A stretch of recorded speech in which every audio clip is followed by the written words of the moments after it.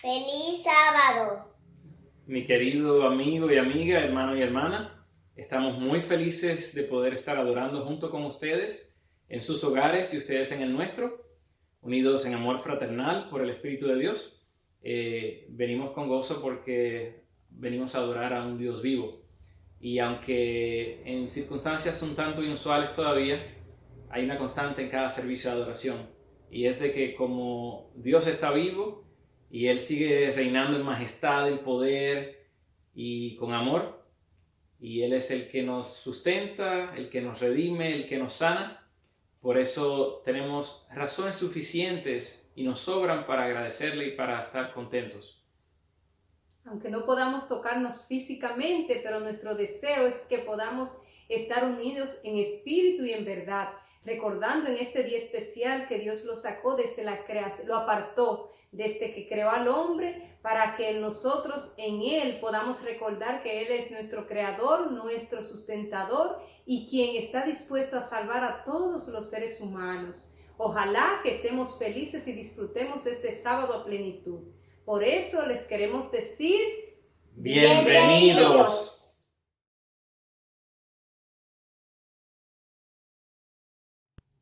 Buenos días. Nuestro misionero en esta mañana lleva como título De regreso a clases. Los padres de Daniela Maricovi, ellos nunca pasaron de la secundaria.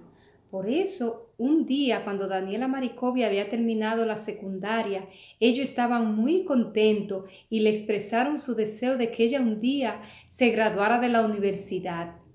Pero a Daniela Maricovi se rebeló y dijo que eso no era que esa expectativa no era justa, pues ella quería decidir ella lo que iba a estudiar y no era decisión de sus padres. Así que un día, así para no hacer sentir mal a sus padres, entró a la universidad, pero fue a estudiar ruso. Y como no era su primera opción o lo que ella más deseaba, pronto dejó la universidad, dejó los estudios.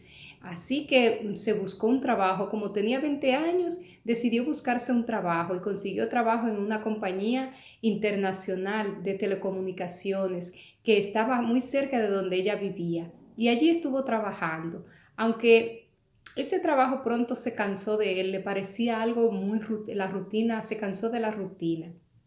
Aunque un día conoció a un joven adventista del séptimo día con el cual se casó, y dice ella que ahí sintió que su vida estuvo más organizada y más tranquila después de haberse casado con ese joven.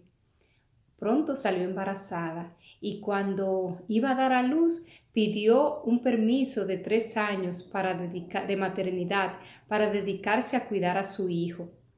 Y cuando ya era casi el tiempo de regresar nuevamente a su trabajo, ella y su familia decidieron ir a visitar a su padre a Macedonia, el cual se había divorciado, aunque se había casado nuevamente, y ella fue a visitarlo. Y un día conversando con la esposa de su padre, ella le dijo: oye Daniela, ¿por qué no ingresas a la universidad nuevamente? Eres bastante joven y si no te gusta mucho el trabajo que haces, es buena oportunidad. Y ella dijo: pero es un poco difícil porque ahora tengo un niño al cual cuidar, tengo una casa y un esposo también y trabajo. Pero ella la animó y le dijo: sí, puedes, tú puedes. Y ella, mientras hablaba con la esposa de su padre, se quedó pensando: creo que sería una buena decisión, ya que no me gusta mucho ese trabajo que hago y también me parece un poco aburrido. Pero se fue así de regreso con su familia, se regresó a su casa y cuando llegó le contó a una parienta cercana su decisión o su deseo que tenía de ingresar nuevamente a la universidad. Y la parienta cercana era una parienta muy educada y le dijo: sí, es buena idea, entra a la universidad. Y cuando fue a chequear en la universidad, se dio cuenta que el día de examen de admisión de la Universidad de Belgrado era en sábado. Y Daniela se sintió un poco frustrada, pues era sábado y ella era adventista. Entonces fue al pastor de la iglesia a la cual ella asistía y le pidió una carta. Él le dio una carta la cual ella llevó a la universidad, pero cuando la llevó a la universidad ellos le dijeron que no podían cambiar el examen de admisión por una sola persona. Se sintió muy frustrada y la parienta le dijo, oh, pero eso no te debe preocupar tanto. Puede ingresar a una universidad que el examen de admisión no sea en sábado y luego, después de un año, tú te cambias de universidad. Y ella dijo, oh, sí, está bien, es buena idea. Así que consiguió otra universidad, la cual el examen de admisión era el viernes. Lo tomó y así ingresó a la universidad. Estaba tan contenta porque entró a la universidad y decidió estudiar psicología y le iba muy bien, obtenía buenas calificaciones, tenía buenas calificaciones, sí, y aunque le era un poco difícil, pues tenía que trabajar su hijo y como le había contado a ella, a la esposa de su padre, pero aunque tenía solo 2 días libres, ella el sábado era de ir a la iglesia y de adorar a Dios, que en sábado ella no estudiaba ni se preocupaba nada por lo que era así rutinario de la semana, sino que solamente se lo pasaba en la iglesia y adorando al Señor, haciendo diferentes cosas para Dios. Así que, pero los lunes se la pasaba todo el día en la universidad, tomaba clases todo el día y durante la semana, como su mamá le cuidaba a su hijo, ella trabajaba de 7 de la mañana a 3 de la tarde y después que salía del trabajo conducía hasta la universidad que le quedaba un poco retirado de su casa, pero ella tenía tanto interés de sus estudios que lo hacía, así pasaba toda la semana bien ocupada. Durante el verano, ella consiguió trabajo limpiando casas, así que le iba muy bien en sus estudios y cuenta ella que ella no sabe cómo, pero sentía una fuerza así en su interior que le motivaba a estudiar más cada día. Y un día le dieron la noticia de que en su trabajo iban a reorganizar la compañía y iban a suspender el 10% de los empleados, más o menos como 100 personas. Y una de esas personas que suspendieron de trabajo fue a ella.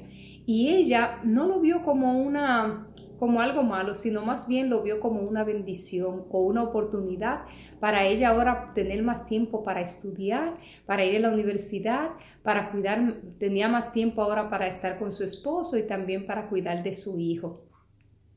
Y el dinero no fue problema, porque como tenía buenas calificaciones y ahora al no estar trabajando, pues sus notas fueron más altas y podía coger más materia y la universidad le otorgó una beca completa, así que pudo estudiar sin preocupación del pago y así terminó su universidad y el día de su graduación sus padres estaban tan felices porque era el sueño lo que ellos más deseaban. Aunque el día que recibió su certificado de maestría en psicología, los padres estuvieron más felices aún al ver el sueño de ellos realizado y ver su hija feliz y con una carrera universitaria o un título universitario y ella ahora Daniela se siente muy feliz y agradecida de Dios por esa segunda oportunidad que le dio de prepararse en la universidad y hoy es una psicóloga con una maestría y trabaja en un departamento de ADRA para mujeres refugiadas o mujeres que necesitan ayuda. Allí como psicóloga ella se siente muy bien porque siente que ese trabajo cada día puede aprender cosas nuevas, está haciendo algo que le gusta y tiene la oportunidad de ayudar a muchas personas. La ofrenda de este 13º sábado va a ayudar a que la iglesia de Nueva Belgrado tenga su propio templo, tenga su propia iglesia. Ojalá que podamos ser generosos en nuestras ofrendas del 13º sábado para que la iglesia de Nueva Belgrado pueda ser una realidad de tener su propio templo. Y Nueva Belgrado le queda bastante cerca a Belgrado, donde trabaja Daniela Maricovi. Que Dios nos bendiga.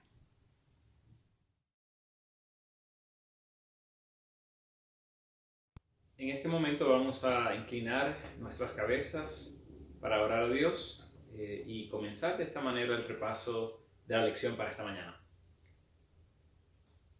Amantísimo Dios y Padre, gloria a tu nombre. Gracias por la oportunidad de congregarnos, de adorar, de que tú nos recibas tal y como somos para transformarnos. Y en este momento necesitamos, por favor, que tu Espíritu Santo pueda dirigir el repaso de esta lección. El mismo Espíritu a través de quien tú inspiraste las Sagradas Escrituras y a través de quien las revelaste, que también pueda iluminar nuestra mente. Que al impartirse esta enseñanza pueda quedar grabada en nuestro corazón y que nosotros podamos confiar cada día más en la veracidad de tu palabra, que es la manera principal que nos has dado para conocerte mejor. Gracias por escuchar esta oración, gracias por contestarla positivamente, porque es por los méritos de Cristo Jesús, nuestro Señor, que lo agradecemos y lo rogamos. Amén. Amén.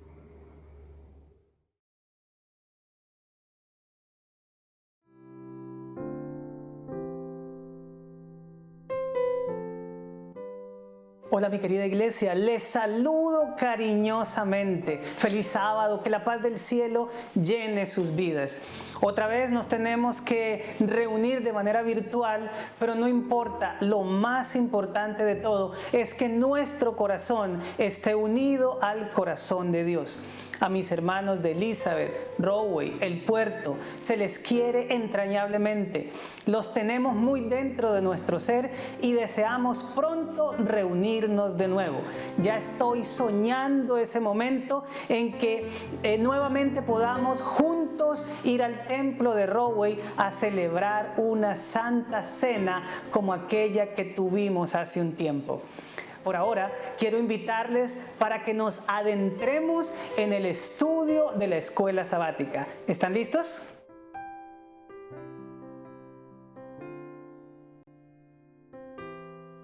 La lección de esta semana es maravillosa para todos aquellos que queremos comprender correctamente las Escrituras.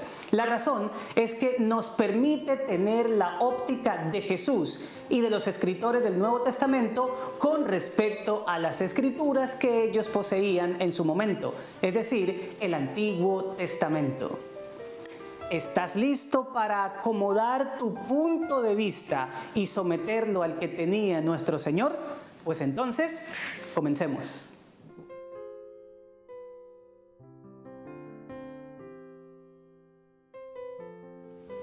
¿Te has preguntado qué método utilizó Jesús para interpretar las Escrituras? Pues en este repaso intentaremos averiguarlo. ¿Te animas a hacerlo conmigo?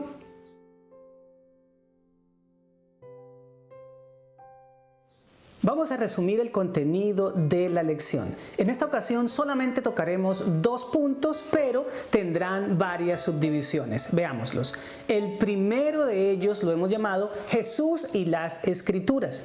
Cuando el Señor Jesús estuvo en esta tierra, solamente existía el Antiguo Testamento. El Nuevo todavía no había comenzado a escribirse porque iniciaría después de que Jesús hubiera muerto, resucitado y ascendido al cielo. Sin embargo, estos datos te van a interesar. El primer libro del Nuevo Testamento en ser escrito fue la Epístola de Santiago. Ocurrió en el año 44 después de Cristo, es decir, 13 años después de la crucifixión del Señor. La primera carta que el apóstol Pablo escribiera fue primera a los tesalonicenses. Ella se escribió por el año 51 después de Cristo, es decir, unos 20 años después de la ascensión del Señor. Y el primer evangelio que se pudo conocer fue el de Marcos. Este se escribió alrededor del año 55, es decir, como unos 24 años después de que nuestro Señor muriera y resucitara. Por lo tanto, cuando nuestro Señor estaba aquí, solamente existían los escritos del Antiguo Testamento. ¿Cómo los consideró Jesús? ¿Cómo los usó? ¿Y cómo los enseñó? Vamos a mirar eso desde 3 ópticas. La primera de ellas es de Jesús y sus adversarios. Hubo muchas personas que odiaron a Jesús durante su vida en esta tierra y él fue objeto por parte de ellos de las más fieras persecuciones. Vamos a mirar cómo el Señor usó las Escrituras en ocasiones en las que se enfrentó con ellos. El primero de los escenarios que vamos a ver es el de Jesús contra Satanás. La tentación en el desierto fue una lucha frontal contra Satanás. Allí el Señor tuvo que lidiar con 3 insinuaciones del enemigo: el apetito, la presunción y el poder.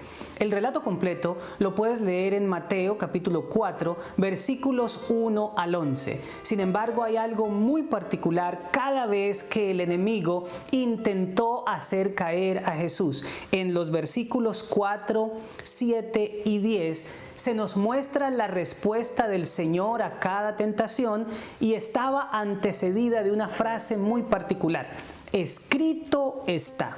Es decir, que cuando el Señor le contesta a Satanás con la Biblia diciendo está escrito, Él está manifestando que todas sus decisiones personales en cualquier aspecto de su vida estaban fundamentadas en la palabra de Dios. Ahora veamos a Jesús enfrentándose a unos individuos muy característicos entre los judíos, los saduceos. Esta secta se caracterizaba por no creer absolutamente en nada de lo que tenía que ver con la vida después de la muerte. Es decir, no creían ni en la resurrección, ni en la vida eterna, ni tampoco creían en los ángeles. Los saduceos habían puesto en jaque en muchas ocasiones a sus adversarios, los fariseos, con una argumentación bastante particular. Era el caso de una mujer que se había casado y enviudado en 7 ocasiones con 7 hermanos. Ellos preguntaban si todos los hermanos fueron legalmente esposos de la mujer, en la resurrección, ¿de quién ella sería esposa? No podría ser de los 7, por supuesto, y tal argumento sencillamente llegaba a la conclusión de que ni resurrección ni vida después de la muerte existiría. A eso el Señor Jesús responde de una manera muy particular. La historia tú la puedes leer en Mateo capítulo 22, versículos 23 al 33. Pero la respuesta del Señor está en el verso 29. Él dice: erráis ignorando las Escrituras y el poder de Dios. Quiero enfatizar la parte ignorando las Escrituras, queriendo el maestro decir que él consideraba que las Escrituras podían orientarlos en cuanto a este asunto. Y efectivamente, el Señor cita allá en Éxodo capítulo 3, versículo 6, el episodio en el que el Señor se le manifiesta a Moisés en la zarza y le dice que él era el Dios de Abraham, de Isaac y de Jacob. A lo que el Señor aumenta diciendo que Dios no es Dios de muertos, sino de vivos, dándole un jaque mate a la argumentación saducea. ¿Qué nos enseña esto? Pues particularmente que el Señor Jesús no basaba sus creencias ni en la especulación ni en el razonamiento humano, sino en la palabra de Dios. Pero vayamos ahora a otro grupo que se caracterizó por ser muy adverso a nuestro Señor, los fariseos. Es muy particular porque ellos eran muy apegados a la Escritura, hasta de una manera que rayaba en lo fanático. ¿Qué dijo el Señor de los fariseos que nos pudiera servir como base para entender la posición que Él tenía sobre la validez de la Escritura? Muy sencillo. Allá en Mateo capítulo 23, versículos 1 al 3, el Señor habla de los fariseos frente a sus seguidores, diciéndoles que ellos se sientan en la cátedra de Moisés. Después añade, argumentando que todo lo que ellos digan que debe guardarse, lo guarden, pero que tuvieran cuidado en no hacer lo que ellos hacen, porque sencillamente dicen algo, pero nunca lo cumplen. De este punto podemos aprender que un individuo fácilmente puede argumentar que su vida y sus creencias están basadas en la Biblia y sin embargo hacer caso omiso de ella en lo que se refiere a la vida práctica. Pero en lo que respecta a la posición de Jesús, es claro que para él lo que la Biblia decía era algo que debía guardarse. Pero cambiemos ahora el escenario y miremos a Jesús interactuando con sus amigos. ¿Qué podemos aprender de lo que él creía de la Escritura? En primera instancia, tomemos el episodio de los discípulos que iban camino a Emaús. El acontecimiento ocurre después de la resurrección y dos seguidores del Señor iban sumamente tristes porque creían que el Señor iba a ser el Mesías y recientemente lo habían visto morir crucificado. De repente en su caminata un extraño se les une y comienza a explicarles las Escrituras. El versículo 27 es muy particular porque dice que comenzando por Moisés y siguiendo por los profetas, les declaraba en todas las Escrituras lo que de él decían. Este extraño era el Señor Jesús. Y aquí aprendemos algo muy particular. El Señor creía en todas las Escrituras. Comenzando por Moisés y por los profetas, les enseñaba lo que todas las Escrituras de él hablaban. Pero observemos ahora un relato que se desprende del anterior.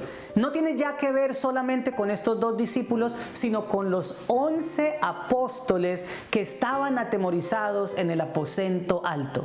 Cleofas y su compañero se devuelven desde Emaús hasta Jerusalén para testificar el acontecimiento que habían observado. Estándose desarrollando esta conversación, se les aparece el mismo Señor Jesús resucitado. Y en el versículo 48 hay una declaración fabulosa. El Señor les dice a sus discípulos: era necesario que se cumpliese todo lo que está escrito de mí en la ley de Moisés, en los profetas y en los salmos. Aquí la expresión ley de Moisés, profetas y salmos es la traducción de la Torá, los Neviim y los Ketuvim. Esta es una expresión técnica, era la manera como los judíos de la época habían dividido la Biblia. Eran 3 secciones: la Torá, la ley de Moisés, los Neviim, los escritos proféticos, y los Ketuvim, los otros escritos dentro de los que estaban los salmos. Esta era otra manera en la que el Señor Jesús declaraba que creía en la totalidad de las Escrituras. Pero pasemos ahora a un tercer episodio, a una tercera situación que relata con los amigos de Jesús. Se trata de los seguidores en su totalidad. Y para esto vamos a analizar lo que fue la Gran Comisión allá en Mateo 28. Allá en el Monte de la Ascensión, el Señor les dice a sus seguidores que hagan discípulos suyos en todas las naciones, que fueran por todo el mundo y predicaran el Evangelio. Les dice que a los que creyeran los bautizaran y les enseñaran que guardaran todas las cosas que Él había mandado. ¿Cuáles eran esas todas las cosas? Pues lo que hemos visto hasta ahora nos indica que el Señor Jesús les enseñaba la totalidad de las Escrituras. Y el tercer punto de esta primera parte del resumen lo llamamos Jesús y sus enseñanzas. Cuando el Señor estuvo aquí en esta tierra en su ministerio, era el momento preciso para hacer cualquier corrección, si hubiera sido necesaria, del Antiguo Testamento. Esto se hubiera reflejado en lo que Él enseñaba a los demás. Observemos 3 cosas dentro de las enseñanzas de Jesús que nos muestran la posición que Él tenía con respecto a las Escrituras. Comencemos con el Sermón del Monte, el discurso inaugural del ministerio del Señor. Él está plagado de expresiones como «¿oísteis que fue dicho?», tras de las cuales venía una cita del Antiguo Testamento. Después Él añadía «mas yo os digo». Y cualquiera leyendo podría pensar, aquí va a cambiar algo. Sin embargo, esto no era lo que ocurría. En lugar de eso, el Señor ampliaba lo que la declaración anterior decía. Esto nos muestra que Él no cambió nada en sus enseñanzas, sino que por el contrario, amplió cada una de ellas para que tuviéramos una mejor comprensión de lo que hasta ese momento estaba escrito. Número 2. La Torá y los Nevi'im. Recuerdan hace poco que mencionamos que la Biblia hebrea se dividía en 3 partes: la Torá, los Nevi'im y los Ketuvim, la ley, los profetas y los salmos o escritos. Pues bien, en Mateo capítulo 5 versículo 17 hay una declaración clásica de Jesús: no penséis que he venido a abrogar la ley, la Torá, o los profetas, los Nevi'im. No he venido a abrogar, sino a cumplir. El Señor Jesús quiso dejar muy clara su posición con respecto a estas 2 partes de la Biblia. Él dijo que no las iba a dejar sin vigencia. Al contrario, que venía a cumplir lo que en esas partes se decía de Él, incluyendo la observancia de los mandamientos escritos en ella. Y por último, quiero mencionar las enseñanzas de Jesús con respecto a los personajes y acontecimientos bíblicos.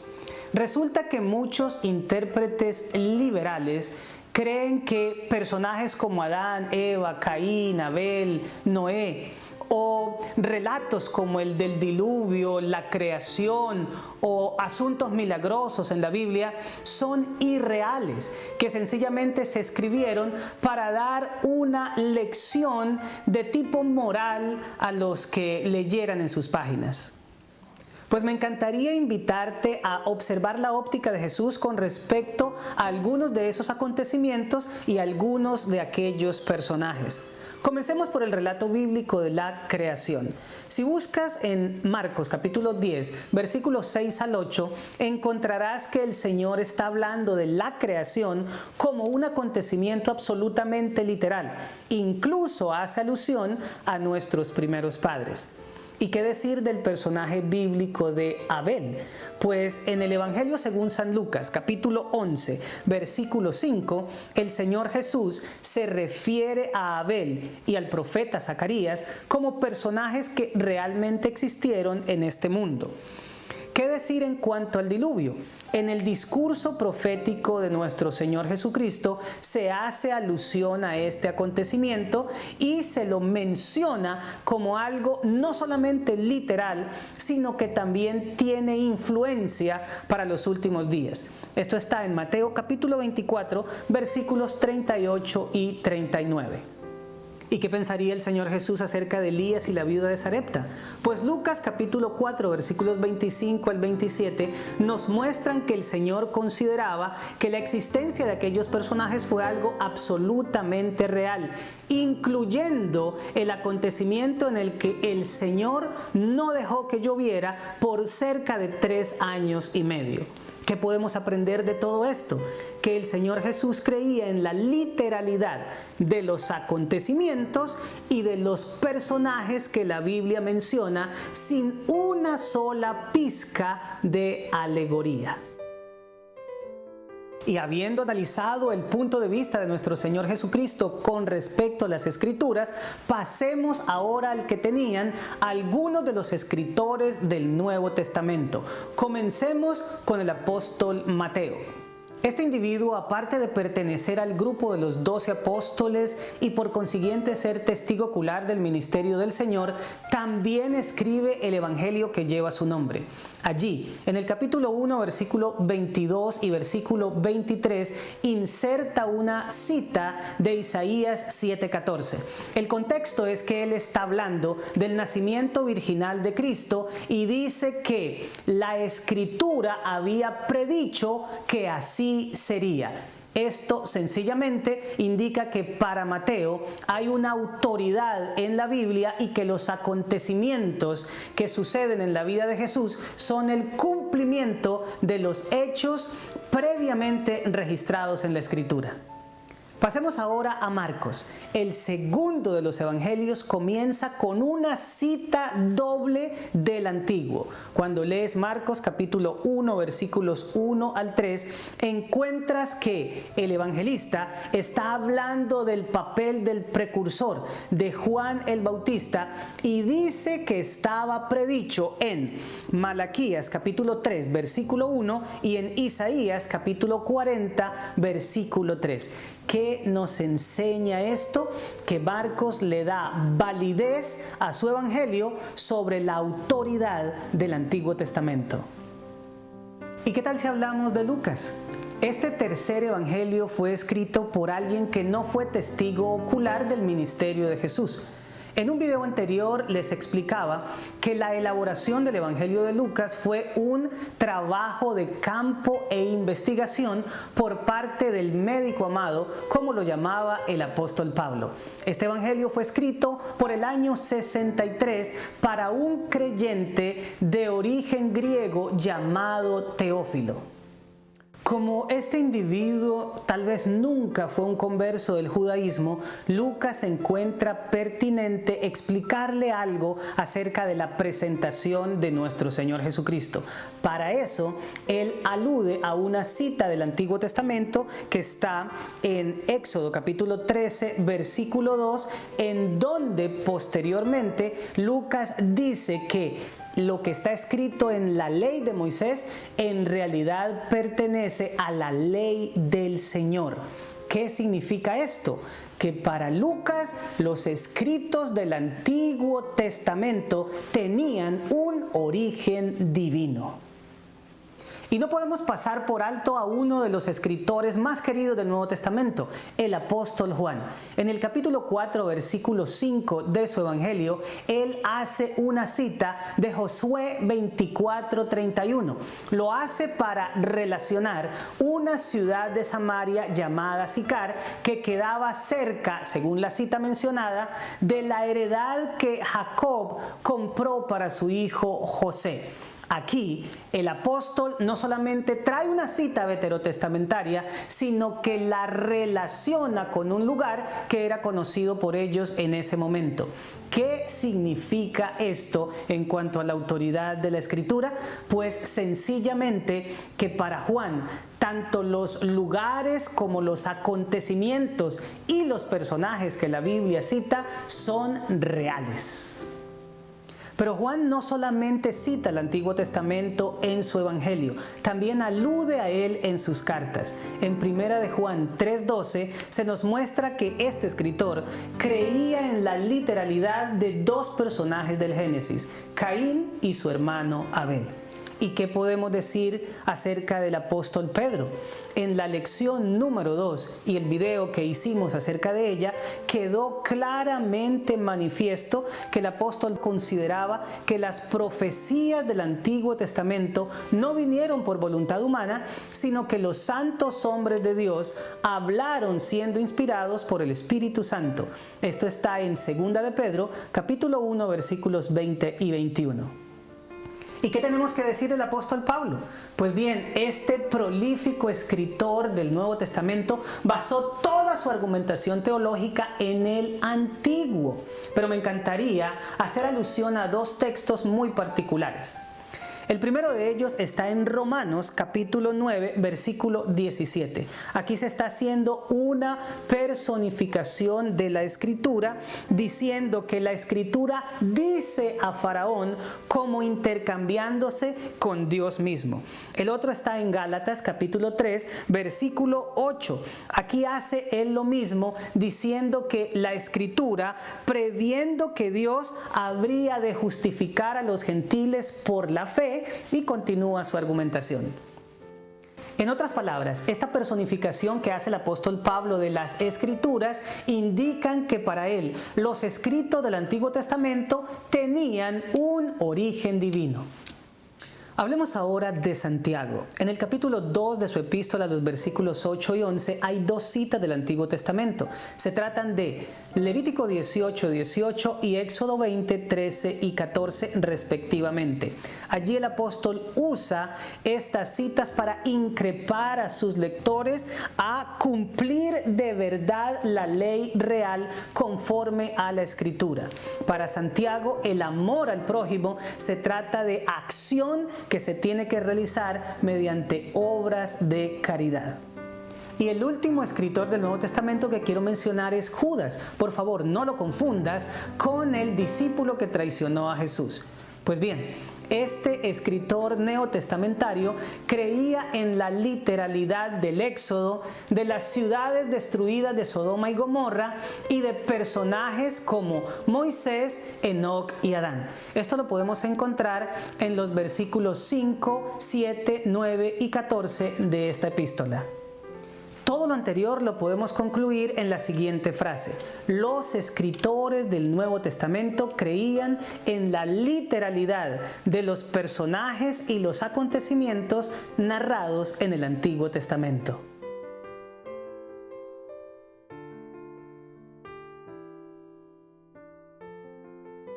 Ahora es muy importante que llevemos al terreno de la aplicación todo esto que hemos estado estudiando.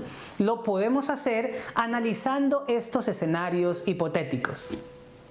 En primera instancia, te invito a pensar en que estás siendo tentado en este momento. ¿Por qué crees que usar textos de la Escritura te podrían ayudar a vencer? Si ya has experimentado esta victoria, te invito entonces a que la compartas con los que están contigo. Tomemos ahora tres enseñanzas de Jesús: la Santa Cena, el amor a los enemigos y el que somos la luz del mundo. ¿En qué partes del Antiguo Testamento crees que tienen sustento estas enseñanzas del Maestro? Y en tercer lugar, imagínate que tienes un hijo asistiendo a la escuela y un día viene a tu casa diciendo que su maestro le enseñó que los libros antiguos, incluyendo la Biblia, está repleta de mitos. ¿Cómo contrarrestarías esa enseñanza?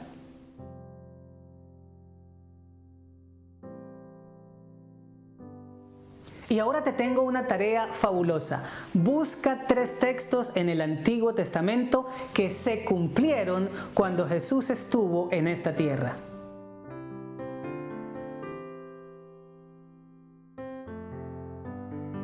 Jesús y sus seguidores creían que la Biblia era la autoridad para sus creencias y sus prácticas, y que tanto los personajes como los acontecimientos que en ella se relatan realmente existieron, permitiendo así que la Biblia se interpretara a sí misma.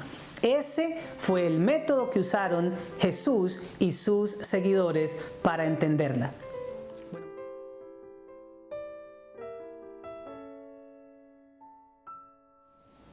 Ahora, mis amados, quisiera hacerles algunos anuncios muy importantes. El primero de ellos tiene que ver con nuestro culto del martes para Elizabeth y del miércoles para Rowey y el Puerto.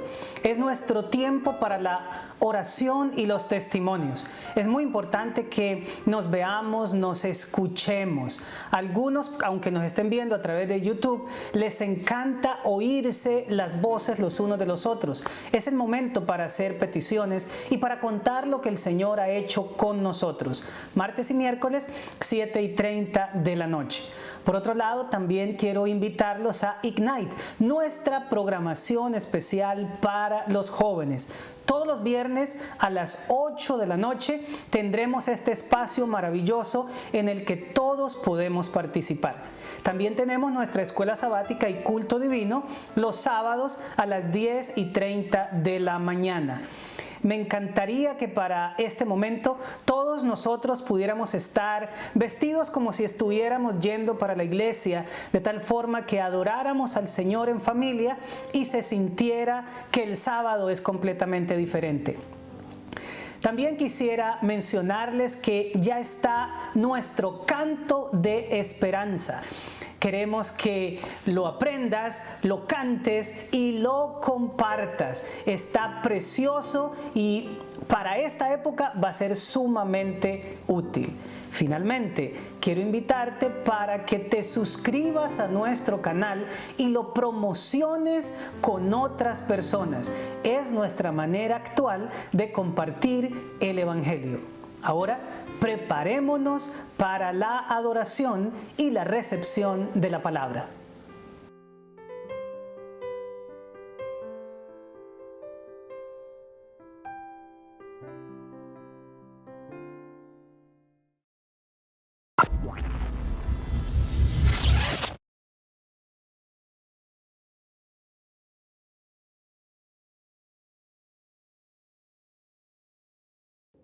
Buenos días, Isa y Estelisa.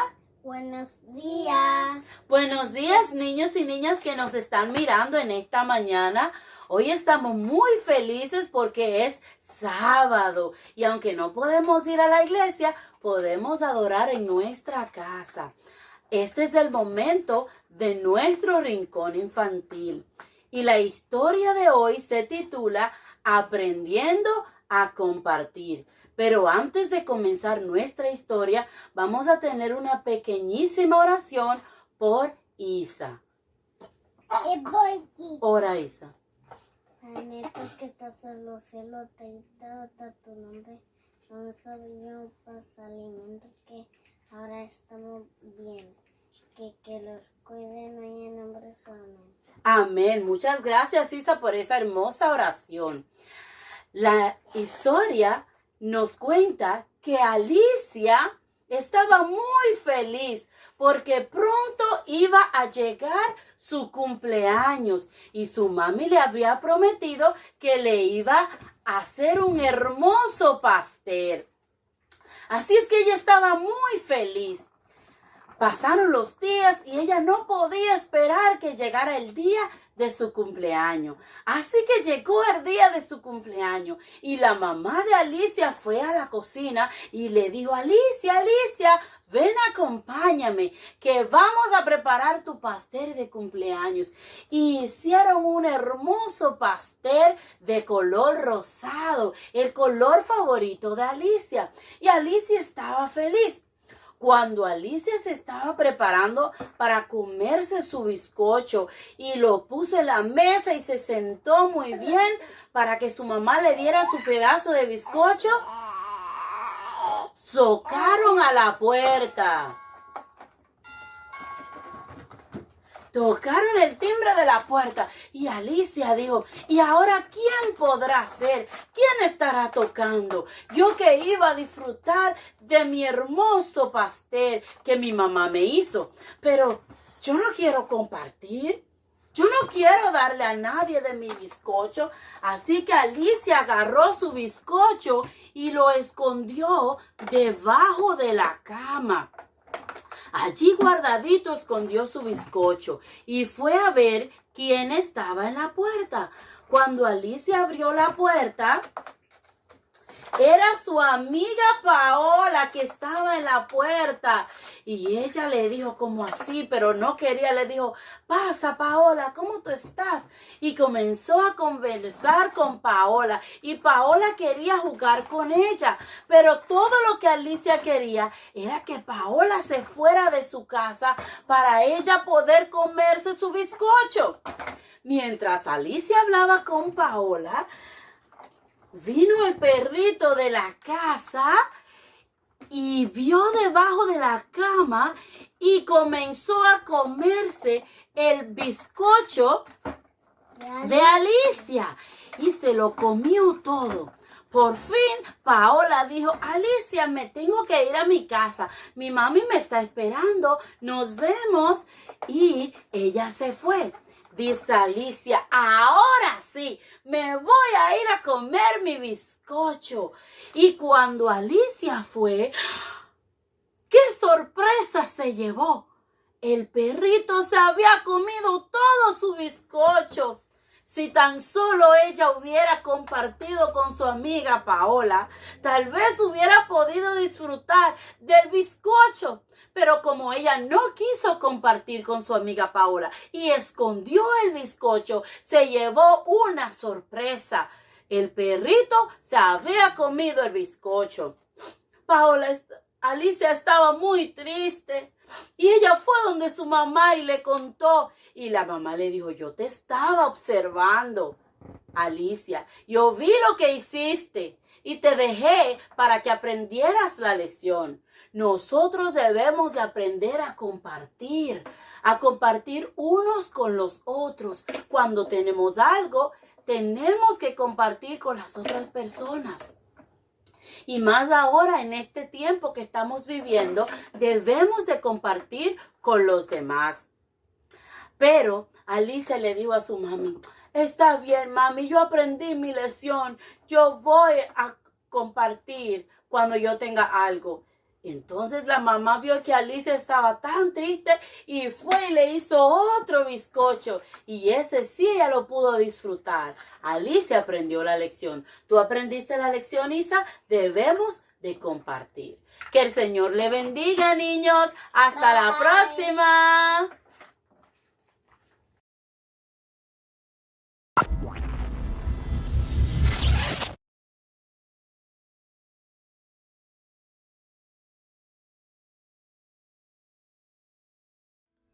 Un fuerte abrazo y un feliz sábado para cada uno de ustedes, mis hermanos allá en New Jersey, en la iglesia de Elizabeth, en la iglesia de Puerto, en la iglesia de Radway.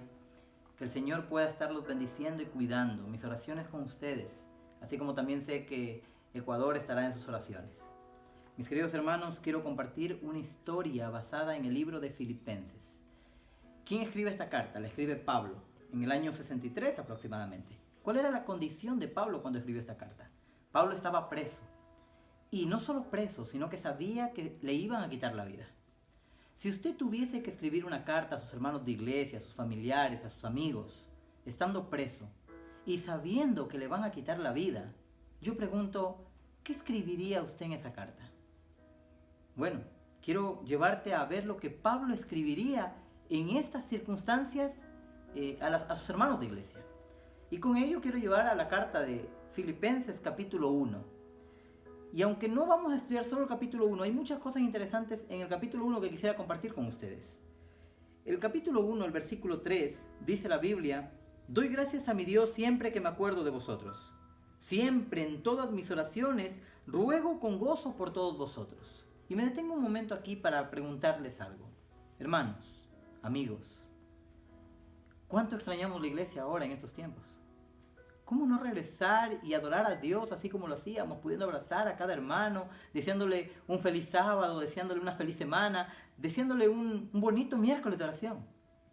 ¿Cuánta falta hace ahora aquellos signos en vivo, tocados por hermanos, aquellos especiales cantados, aquellos sermones?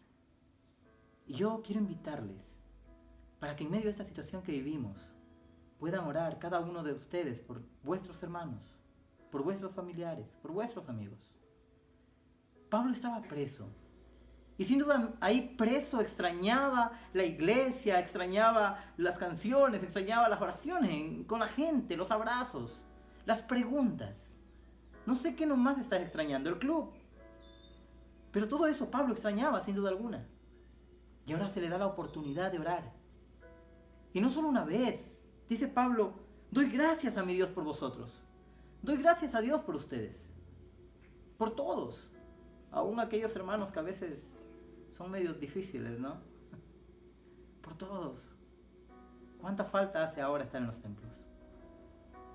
Y como reflexión a eso también quiero invitarte a que ores por tus hermanos, los llames, les mandes un mensaje, te comuniques con ellos. El cariño, el aprecio que ahora puedes expresarles a ellos es muy significativo. Y si no lo has hecho, si lo has hecho te felicito, pero si no lo has hecho te invito a que puedas hacer lo mismo que Pablo hacía. Dar gracias, orar por cada uno de ellos, por cada uno de tus hermanos, por cada uno de tus miembros de iglesia. Aunque tú no seas líder, aunque eres hermano en Cristo, te digo también, ora por cada uno de los hermanos de iglesia. Cumple tu ministerio. Y Pablo está allí cumpliendo su ministerio, dando gracias a Dios por cada uno de ellos. Pero avanza. Y si tú lees el capítulo 1, Hay cosas significativas en este capítulo. Una de ellas, a mí me encanta la lección que él deja de que es Dios mismo quien comienza una obra buena en nosotros y que será Él mismo el que perfeccionará aquella obra buena en nosotros. Todo esto que vivimos ahora no es fruto del azar. Tiene un propósito. El Señor conoce ese propósito. Y te invito a que en oración puedas preguntarle a Dios y tratar de descifrar cuál es el propósito de Dios en tu vida con esta situación que vivimos ahora. ¿Qué quiere enseñarte Dios? ¿Qué quiere perfeccionar en ti el Señor? Tal vez ahora te ha abierto la puerta para que seas un hombre, una mujer de mucha más oración de lo que eras antes. Tal vez ahora, con el tiempo que tienes en casa, tienes la oportunidad de poder estudiar la Biblia mucho más de lo que la estudiabas antes. ¿Qué quiere mostrarte el Señor? ¿Por qué todo esto que estamos viviendo el Señor lo permitió?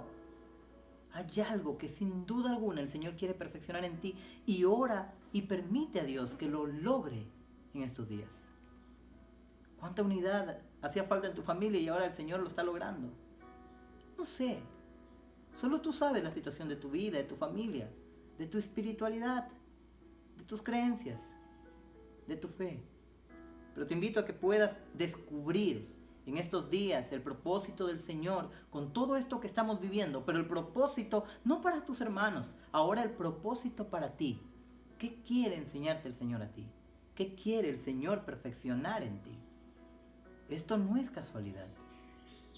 Yo lo miro hasta como un acto de misericordia para que la gente vuelva los ojos al Señor con mucha más fuerza de lo que los había vuelto antes.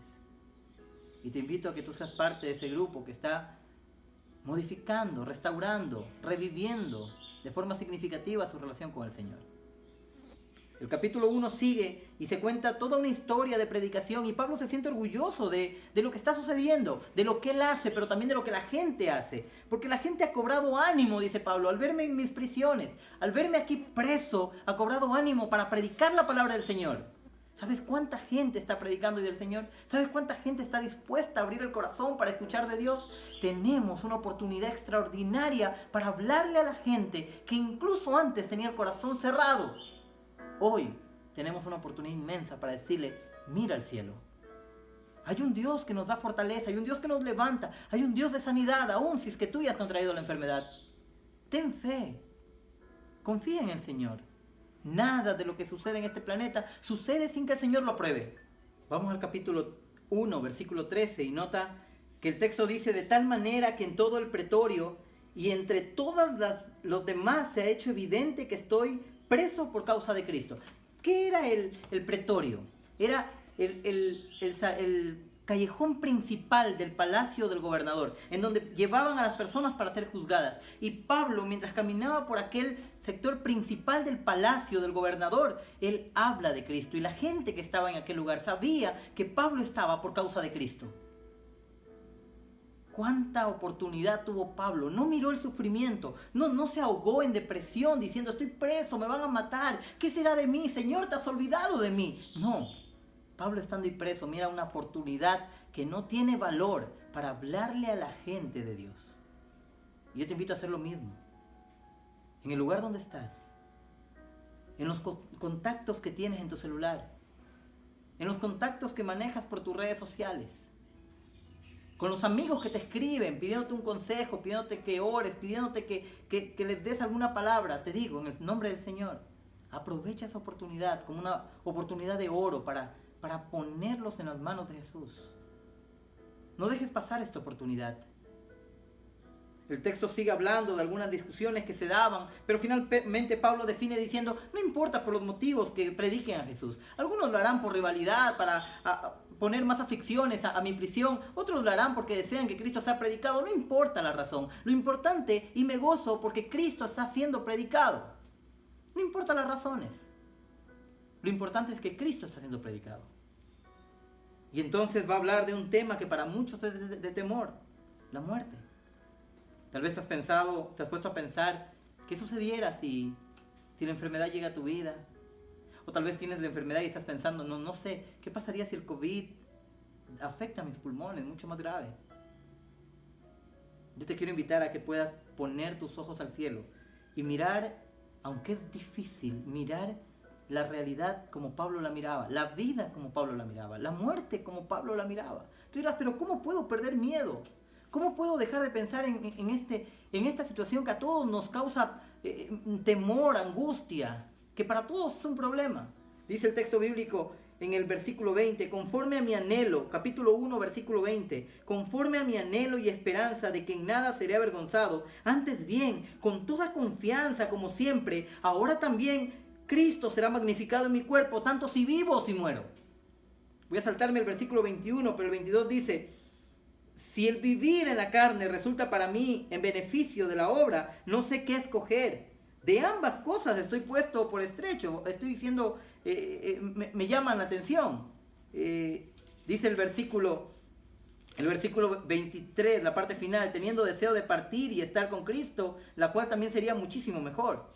En otras palabras, no sé qué escoger. Vivirme es bueno para seguir con ustedes predicando. Morir sería bueno para estar más cerca de Cristo. Y vuelvo al versículo 21, donde él expresa los motivos del por qué piensa así. Porque él dice en el versículo 21, texto muy conocido de Pablo, Filipenses capítulo 1, versículo 21. Porque para mí, el vivir es Cristo y el morir es ganancia. Maravilloso el día cuando lleguemos a pensar así también nosotros. Hoy le tenemos miedo a la muerte. Pablo había sentido que su ministerio había sido desarrollado conforme al plan que Dios tenía con él. Llegó al punto de entender cuando Dios lo quería en un lugar y cuando Dios no lo quería en un lugar. Llegó al punto de saber dónde Dios quería que predique y cómo se lo iba a hacer. Llegó a un punto de confiar que todo lo que le sucedía, aunque parecía malo, el Señor tenía el control de las cosas. Llegó a un punto de poner su fe tan bien puesta en el Señor que ni siquiera las tribulaciones podían moverlo. ¿Qué estás sintiendo en medio de toda esta agonía? ¿Estás permitiendo que el pánico se apodere de ti? ¿Estás permitiendo que el miedo se apodere de ti? Yo te quiero invitar a que puedas mirarlo a Dios como lo miraba Pablo. A confiar tanto en Jesús que sepas que Él está al control de las cosas. Al saber que no estás solo, que aún en medio de toda esta tribulación y agonía, el Señor tiene su mano puesta en el timón de esta historia. Versículo 27 en el capítulo 1 dice, solamente os ruego que os comportéis como es digno del Evangelio. Escúchame bien, como es digno del Evangelio. ¿Sabes que cuando yo leí este texto bíblico, pensé muchas cosas de mí mismo? ¿Qué estás compartiendo? ¿Qué estás viendo? ¿Qué estás escuchando? En estos momentos de tristeza, de pánico, de miedo, en este momento de encierro, podría llamarlo así, por la cuarentena, ¿qué estás pensando en tu corazón? ¿Cómo te estás comportando? ¿Qué estás compartiendo? ¿De qué les estás hablando a las personas? Quiero invitarte para que mires el texto como para ti. Como que Dios te está diciendo a ti, pon tu nombre y pregúntate. Y míralo como un consejo directo de Pablo para ti. Solamente os ruego que os comportéis como es digno del Evangelio. Digno del Evangelio. Sea un instrumento del Señor aquí en la tierra con poder. Para la gente que está junto a ti, para la gente que está cerca de ti, para la gente que está mirándote por redes sociales, para la gente que tú tienes la oportunidad de escribirle.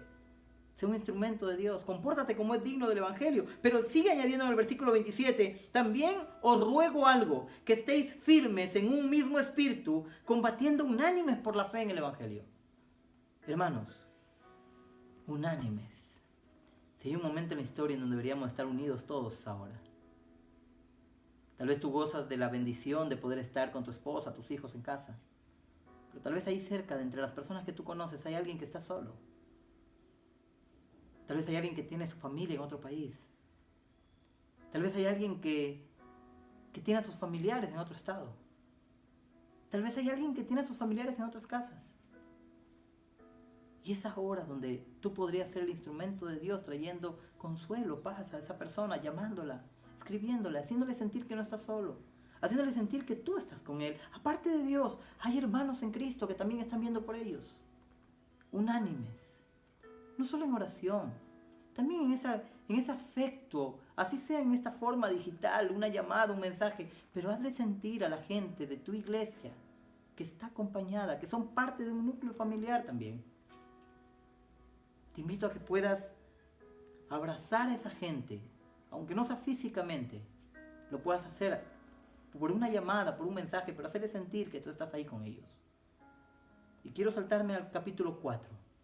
Allí en Filipenses capítulo 4, quiero saltarme al versículo 10. Y no es que no hayan cosas significantes en el capítulo 2, en el capítulo 3, hay muchas cosas significantes. Estoy tratando de minimizar lo que más pueda todas las enseñanzas que el libro de Filipenses tiene.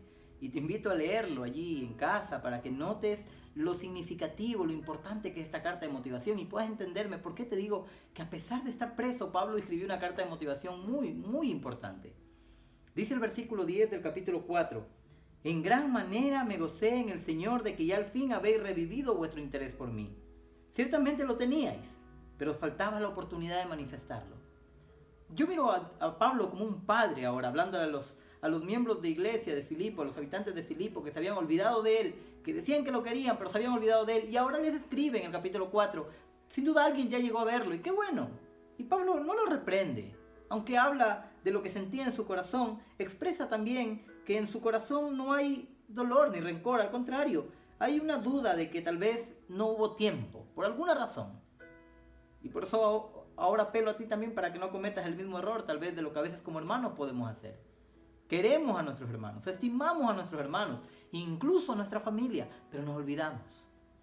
Y en momentos como estos es donde más deberíamos de demostrar el afecto y el cariño que tenemos por las personas que nos rodean y conocemos. Versículo 11.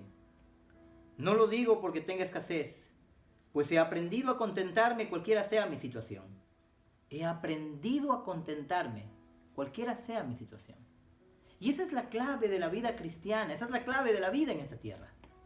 El mundo nos ha enseñado y el diablo de alguna forma ha susurrado en nuestra cabeza la idea de que tenemos que ser felices siempre y cuando no tengamos problemas. Y entonces relacionamos la felicidad con la ausencia de problemas. Pero yo quiero mostrarte en este texto, primero, la felicidad, el contentamiento es algo que tenemos que aprenderlo. Y segundo, no tiene que ver nada con las circunstancias. Tú preguntarás, ¿cómo en medio de este dolor y sufrimiento podemos ser felices? ¿Cómo si me enfermo puedo ser feliz? ¿Cómo si me falta algo puedo ser feliz? Tal vez feliz la gente que no tiene necesidad, tal vez feliz la gente que tiene un trabajo, tal vez feliz la gente que está sana. Pero yo que tengo problemas, yo que tengo enfermedades, yo que tengo angustia, yo que tengo necesidades, yo que no tengo trabajo, ¿cómo puedo ser feliz? Y quiero que veas lo que dice el versículo. Primeramente Pablo dice, he aprendido a ser feliz, he aprendido a contentarme, cualquiera sea mi circunstancia, cualquiera sea mi situación. Y sigue diciendo en el versículo 12, sé vivir humildemente y sé tener en abundancia. En todo y por todo estoy enseñado, así para estar saciado como para tener hambre, así para tener en abundancia como para padecer necesidad. No importa cuál sea mi circunstancia, dice Pablo, he aprendido a ser feliz. No significa cómo está tu vida económica, no significa cómo está tu vida familiar, tu salud. No significa si tu nevera está con cosas. No significa que la persona que tienes al lado siempre te hace reír, siempre está contenta contigo, siempre te entiende lo que dices. A veces ponemos nuestra felicidad anclada en cosas materiales o en personas. Y entonces creemos que nos confundimos al casarnos, que vivimos en un hogar que no nos hace feliz, que vivimos o trabajamos en un lugar donde no somos felices, porque estamos poniendo nuestra felicidad anclada en personas, en circunstancias, en cosas materiales. Pero Pablo entendió algo. Yo puedo ser feliz, estando preso, sabiendo que me van a quitar la vida, pero puedo ser feliz por una razón. Y es allí en ese contexto donde él escribe Filipenses capítulo 4 versículo 13. Y sé que te lo sabes de memoria. Pablo dice, y voy a parafrasearlo de esta forma, la razón por la que puedo ser feliz en medio de las circunstancias que tenga, sean buenas o sean malas, es porque todo lo puedo en Cristo que me fortalece. Yo puedo ser feliz si las cosas van mal, dice Pablo, porque Cristo está conmigo. Yo puedo ser feliz si estoy preso porque Cristo está conmigo. Yo puedo ser feliz sabiendo que me van a quitar la vida porque Cristo está conmigo. Y allí en el lugar donde estás te invito a que puedas ser feliz por una razón, porque Cristo está contigo. Pablo termina esta carta diciendo en el versículo 19, mi Dios suplirá todo lo que os falte conforme a sus riquezas en gloria en Cristo Jesús. Al Dios y Padre nuestro sea la gloria por los siglos de los siglos. Amén. Así prácticamente termina. Pero quiero invitarte a tener la fe que tenía Pablo.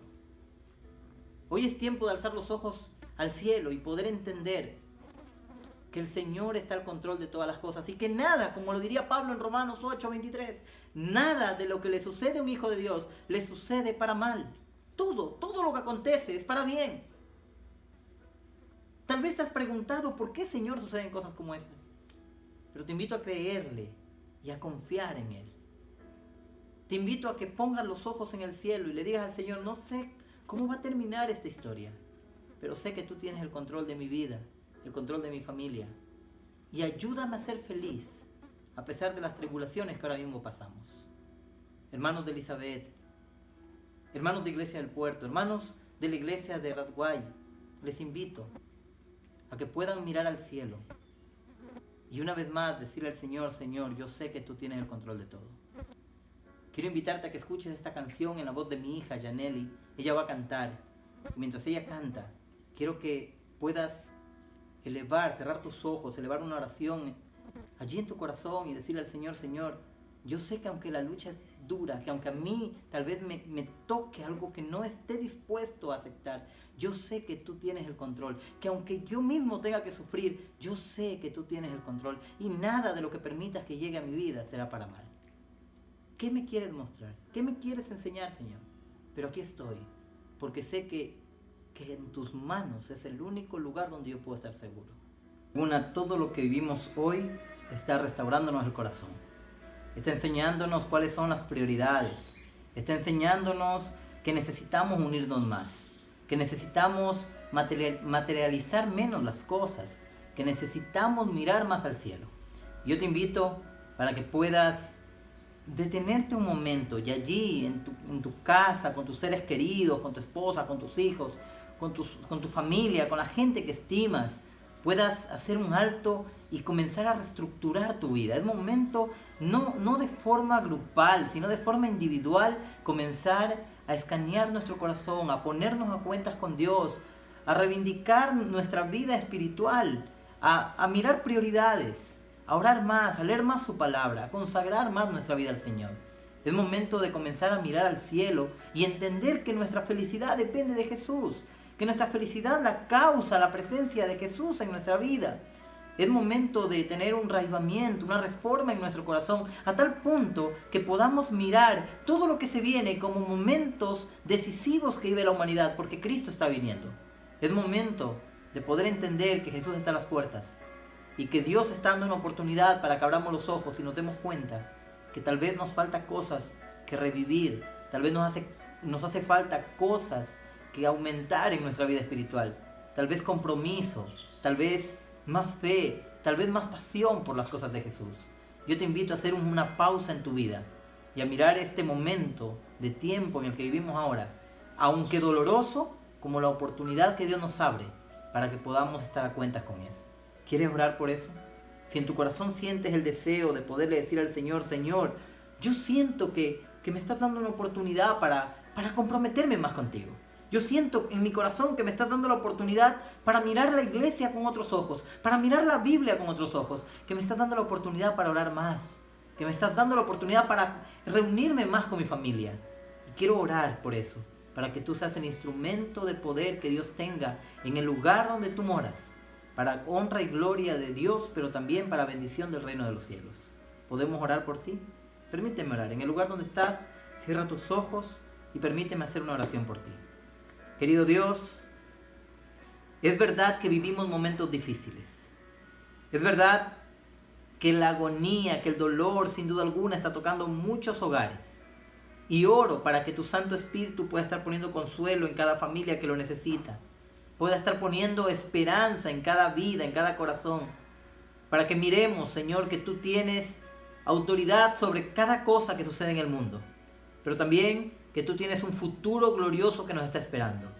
Oro por cada persona, Señor, que ahora mismo está padeciendo del COVID-19, Señor, pero también oro para que puedas poner esperanza, tranquilidad, confianza en cada corazón, para que entendamos que tú eres el que tiene la mano puesta en el timón de esta historia, Señor. Bendice a cada hermano, Padre, y permite que todo lo que vivimos hoy sea una puerta que se está abriendo para mejorar nuestra relación, nuestra vida, nuestro compromiso, nuestra entrega a ti. Que después de todo esto que vivimos, nuestra vida espiritual pueda ser diferente, pueda ser mucho más grande. Nuestro compromiso, nuestro amor, nuestra entrega a ti, Señor. Permite que cada hogar, que cada familia, que cada persona pueda mirarte con otros ojos. Permite que podamos abrazarte más. Y a tal forma, Señor, de sentir tu abrazo, tu mano junto a nosotros, que podamos estar tranquilos a pesar de las circunstancias que vivimos. Danos felicidad, Señor, fruto de entender que tu presencia está al lado de nosotros. Bendice cada iglesia, Señor, a cada hermano que está siguiendo esta transmisión. Bendice al pastor, labrador, para que junto a tu Santo Espíritu tenga la sabiduría del cielo para poder dar paz y consuelo también a cada hermano que conforma su distrito. Los entrego en tus manos, Señor, en el nombre y en los méritos de Cristo Jesús. Amén.